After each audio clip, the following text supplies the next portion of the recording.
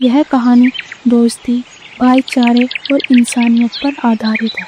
इसमें रमज़ान और होली के मौके पर हिंदू मुस्लिम एकता की एक खूबसूरत मिसाल पेश की गई है। यह कहानी वाराणसी के एक पुराने मोहल्ले में घटती है, जहां अमान और रोहन नाम के दो दोस्त रहते हैं। वाराणसी का एक पुराना मोहल्ला यह एक ऐसी गली है जहां हिंदू और मुस्लिम परिवार वर्षों से साथ साथ रहते आए हैं। सुबह का समय है, बच्चे गलियों में क्रिकेट खेल रहे हैं, कुछ लोग चाय की दुकानों पर चर्चा कर रहे हैं। कैमरा धीरे धीरे दो बच्चों पर फोकस करता है। अमान और रोहन दोनों एक दूसरे के कंधे पर हाथ रखे खड़े हैं।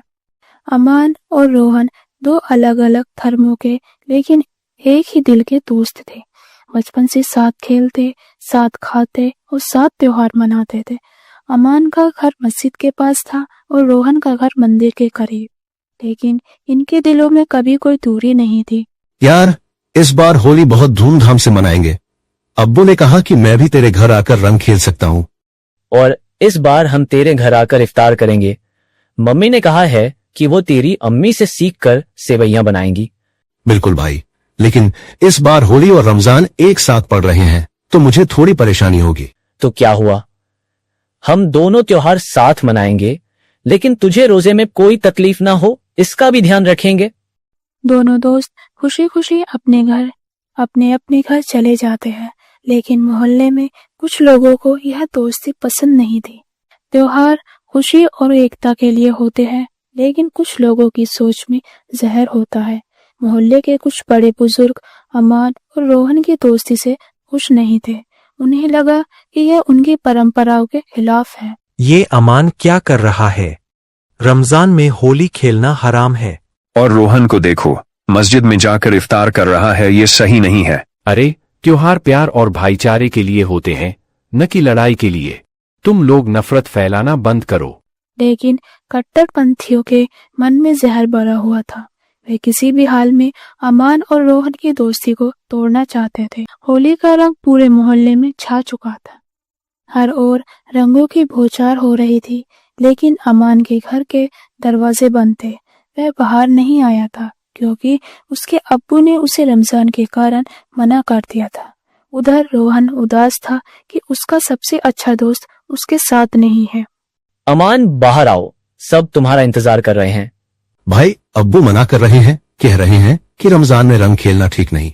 ठीक है, अगर तुम होली नहीं खेल सकते तो मैं भी तुम्हारे साथ इफ्तार करूंगा। दोस्ती में कोई बंदिश नहीं होनी चाहिए। यह सुनकर अमान की आंखों में आंसू आ जाते हैं।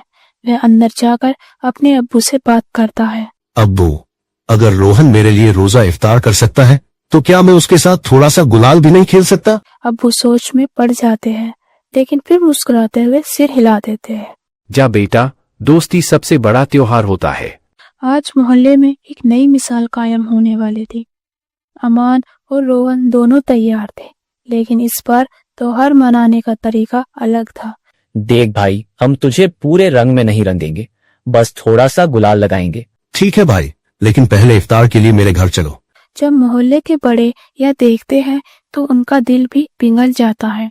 हम गलत थे, ये बच्चे हमसे ज्यादा समझदार है। सच कहा, त्योहार का असली मतलब यही है, मिलकर खुशियां बांटना।